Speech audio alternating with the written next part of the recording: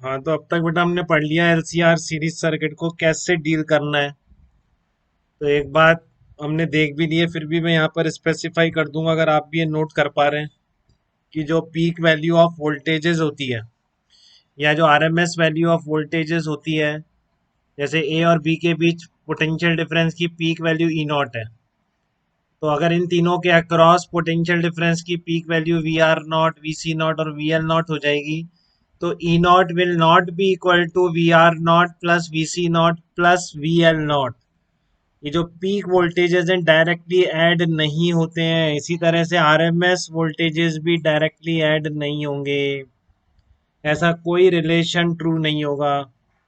आप यहाँ पे केवीएल लिखते हैं और अगर इंस्टेंटेनियस वैल्यू जो आप as a function of time sine omega t plus phi naught की टर्म में लिखते हैं, अगर V1 V2 V3 उस तरह की इंस्टेंटेनियस वैल्यूज हैं तो ये ऐड हो जाती है, क्योंकि फिर तो केवीएल है उस इंस्टेंट पर लिखने वाला। जैसे वीए चलेंगे, मान लो V1 drop, V2 drop, V3 drop, तो VA minus VB total V1 plus V2 plus V3 के बराबर हो जाएगा। बट आरएमएस और पीक वैल्यूज में ऐसा नहीं होता है। तो आरएमएस या पीक वैल्यूज कैसे रिलेट होती हैं, वो बहुत आसान है, क्योंकि आपको इम्पीडेंस का एक्सप्रेशन पता है ए और बी पॉइंट के बीच।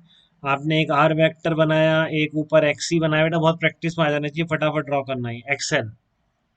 ठीक है, यही वेक्टर बनाया तो z की वैल्यू कितनी आ जाएगी, z की वैल्यू आ जाएगी under root R square plus X C minus X L square. जो भी ज्यादा होगा उससे इस स्क्वायर में अभी कोई फर्क नहीं पड़ रहा।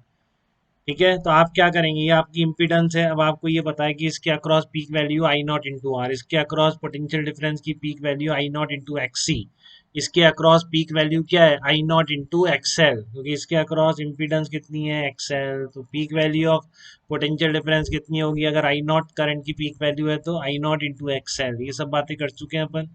तो आप दोनों तरफ क्या मल्टीप्लाई कर देंगे, आई नॉट से मल्टीप्लाई कर देंगे, तो कितना आ गया, आई नॉट जेड। अब आई नॉट होता है उसको अंदर ले जाके आई नॉट स्क्वायर बना के अंदर ले जा रहा हूँ, तो वो ये बन जाएगा I naught into X C minus I naught into X है। तो जैसे वेक्टर्स का रिजल्टेंट आ रहा है ना बेटा, उसी तरह से ये पीक वैल्यू रिलेट हो रही है। आई नॉट इंटू जेड क्या होगी, ई नॉट होगी। ए और बी पॉइंट के बीच टोटल इम्पीडेंस अगर बता दोगे तो फिर I naught equals to E naught by Z ही तो लिखेंगे। तो आई नॉट जेड किसके बराबर आ गया, ई नॉट के अंडर रूट, ये क्या आ गई, ये आ गई आर के across peak value plus V C naught minus V L naught का स्क्वायर। इस तरीके से रिलेट हो रही है। अब सेम अगर आई आर एम एस से मल्टीप्लाई कर दोगे दोनों तरफ, तो आर एम एस वैल्यूज का रिलेशन आ जाएगा, उसमें भी कोई दिक्कत नहीं है। तो आर एम एस वैल्यू का रिलेशन किस तरीके से आएगा, under root V R M S square plus V R M S minus V L R M S का स्क्वायर, इस तरीके से आ जाएगा। ये आरएमएस वैल्यूज का रिलेशन आ गया, पीक वैल्यूज का रिलेशन आ गया। आपको पता पड़ गया peak values RMS value instantaneous voltages की तरह डायरेक्टली ऐड नहीं होंगी। आपको जेड आता है तो आप 2 मिनट में रिलेशन निकाल सकते हैं। मान लो तीन दे दिए, एक पूछ रहा है, तो आप इससे डायरेक्टली निकाल सकते हैं। ठीक है, अब हम एक बहुत ही फर्स्ट एग्जांपल लेते हैं, एलसीआर सीरीज का न्यूमेरिकल एग्जांपल। सर्किट दे रखा है, करंट वरेंट सब निकाल लेते हैं एक बार। बहुत सिंपल है, वेक्टर्स ड्रॉ करने हैं, ध्यान से देखेंगे। देखिए, in L R circuit E equals to E naught sine omega t is applied. आपका ये मान लीजिए इंडक्टर है, ठीक है, और ये रेजिस्टेंस है, इसके बीच आपने यहाँ पर सर्किट में कोई सोर्स लगाया जिसका ईएमएफ कितना आ रहा है, ई नॉट साइन ओमेगा टी जिसका ईएमएफ है। ठीक है, ई नॉट साइन ओमेगा टी जिसका ईएमएफ है, और ये एल हो गया, मान लो ये आर हो गया। तो आपसे क्या क्या पूछा है इसने, देखो सारी वैल्यूज दे रखी है, एल आर और ओमेगा भी दे रखा है। ओमेगा कई बार 50 हर्ट्ज देता है, तो ओमेगा फिर ऐसे निकालेंगे बेटा 2 पाई एफ करके। जो ये साइन फंक्शन है, ओमेगा क्या होता है, 2 pi upon T, 1 upon T को एफ लिख दीजिए। और पाई की वैल्यू यहाँ पर यूज करने के लिए 22/7 दे रखी है। तो आप पहले आंसर निकालिए, वीडियोस पॉज करके इसको आप इसको आंसर निकालिए सारे, फिर देखेंगे मैच कर रहे हैं या नहीं। तो कैसे करेंगे बेटा, सबसे पहले z निकालें। जैसे कि मान लीजिए आपको कम एम्पलीट्यूड ऑफ करंट निकालना है, ये जो आई करंट चल रही है, तो इसका एम्पलीट्यूड आपको बहुत अच्छी तरह पता पड़ गया होगा। ए बी के बीच पीक वैल्यू ई नॉट है, अगर ए और बी के बीच जेड पता पड़ जाए तो आपका I naught E naught by Z हो जाएगा। तो जेड कैसे पता पड़ेगी, कोई बुराई नहीं है उसमें, आपको बहुत इजीली आता है। आर है, ऊपर वाला एक्स ही गायब है, नीचे वाला क्या बन जाएगा, एक्सएल बन जाएगा। तो इम्पीडेंस कितनी आ गई, ए और बी के बीच आपने इम्पीडेंस डायग्राम ड्रॉ किया तो इस तरीके से आ गया। तो ए और बी के बीच की इम्पीडेंस कितनी हो जाएगी, under root R square plus X square, XL square हो जाएगी। ठीक है, इम्पीडेंस कितना आ गया आपका, under root R square plus XL square आ जाएगा। तो आई नॉट कितना आ गया, ई नॉट बाई जेड आ गया। जेड कितना है आपका, under root R square plus XL square. तो एम्पलीट्यूड ऑफ करंट आ गया बेटा, जेड निकालने से ए और बी पॉइंट के बीच एक वेक्टर डायग्राम ड्रॉ करना, बहुत ज्यादा सिंपल है। मतलब क्या करेंगे इस तरह सिंपल से, एक आर बना दो, जितने हैं उतने बना दो और उनका रिजल्टेंट निकाल दो। ठीक है, five between current end voltage, चलने वाली करंट और वोल्टेज में करंट लैग करेगी बेटा, क्योंकि इंडक्टर की साइड आ रही। ठीक है ना, तो करंट कितने एंगल से लैग करेगी, देखो आप, टेन फाइव कितना आ जाएगा।